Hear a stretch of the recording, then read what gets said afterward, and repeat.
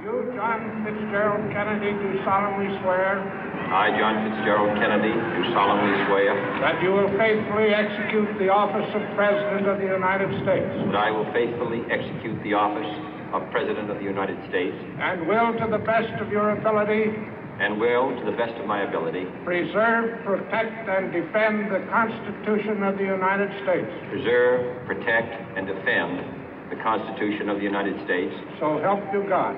So help me God.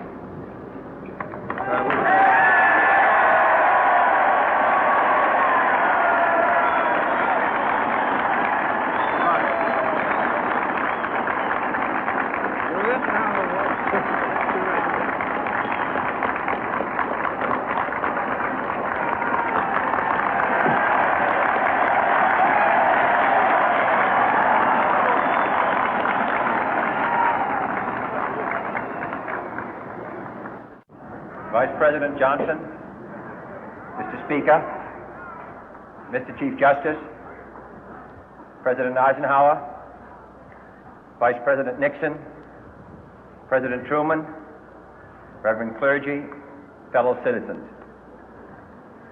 We observe today not a victory of party, but a celebration of freedom, symbolizing an end as well as a beginning, signifying renewal as well as change.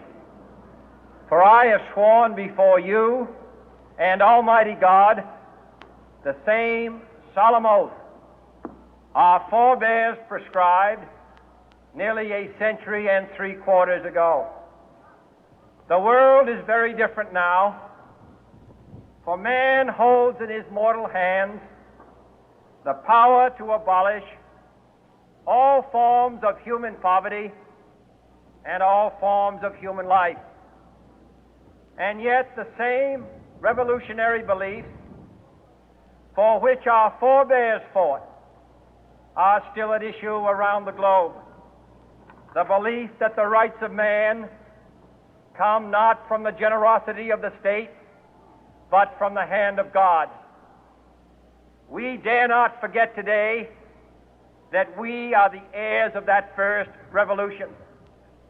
Let the word go forth from this time and place to friend and foe alike that the torch has been passed to a new generation of Americans born in this century, tempered by war, disciplined by a hard and bitter peace, proud of our ancient heritage, and unwilling to witness or permit the slow undoing of those human rights to which this nation has always been committed and to which we are committed today at home and around the world.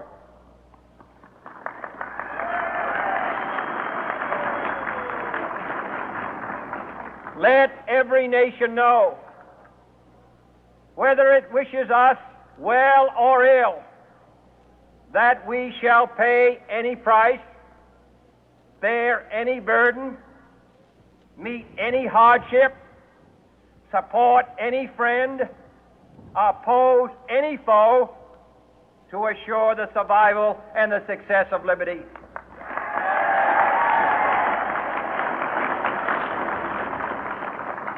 This much we pledge and more. To those old allies whose cultural and spiritual origins we share, we pledge the loyalty of faithful friends. United, there is little we cannot do in a host of cooperative ventures. Divided, there is little we can do, for we dare not meet a powerful challenge at odds and split asunder. To those new states whom we welcome to the ranks of the free, we pledge our word that one form of colonial control shall not have passed away, merely to be replaced by a far more iron tyranny.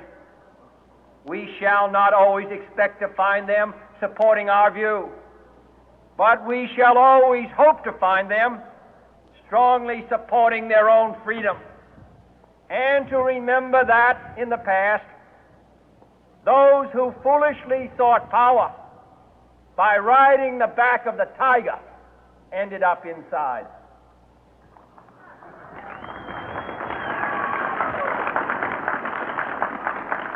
To those people in the huts and villages of half the globe struggling to break the bonds of mass misery, we pledge our best efforts to help them help themselves for whatever period is required, not because the communists may be doing it, not because we seek their votes, but because it is right. If a free society cannot help the many who are poor, it cannot save the few who are rich.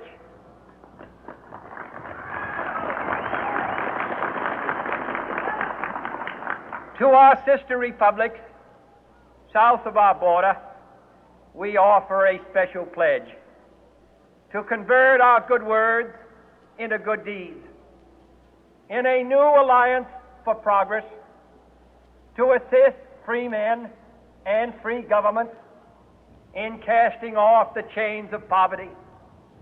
But this peaceful revolution of hope cannot become the prey of hostile powers. Let all our neighbors know that we shall join with them to oppose aggression or subversion anywhere in the Americas. And let every other power know that this hemisphere intends to remain the master of its own house.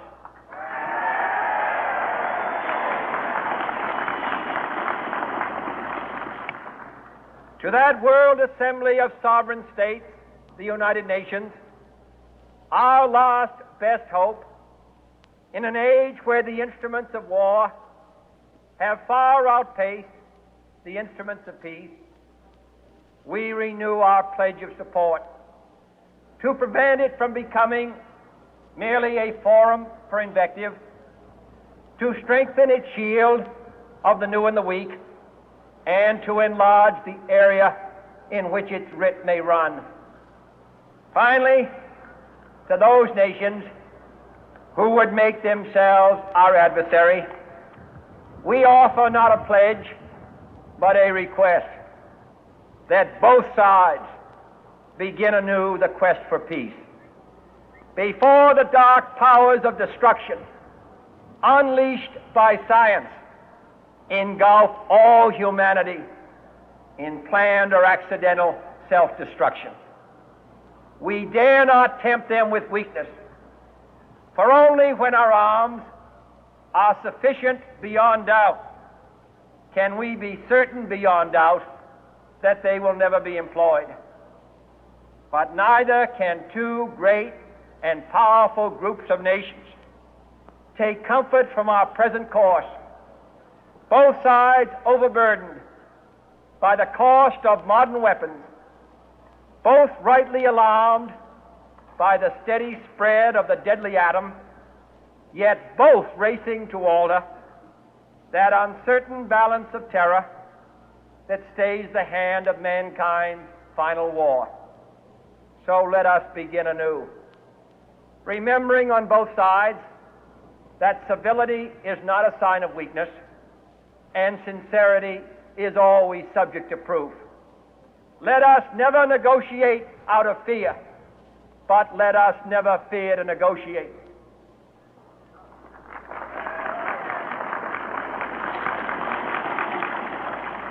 Let both sides explore what problems unite us, instead of belaboring those problems which divide us.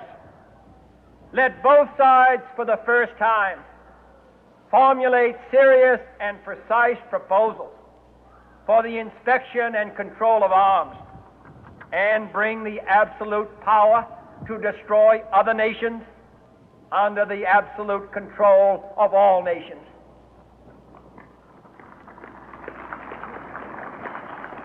Let both sides seek to invoke the wonders of science instead of its terrors. Together, let us explore the stars, conquer the deserts, eradicate disease, tap the ocean depth, and encourage the arts and commerce. Let both sides unite to heed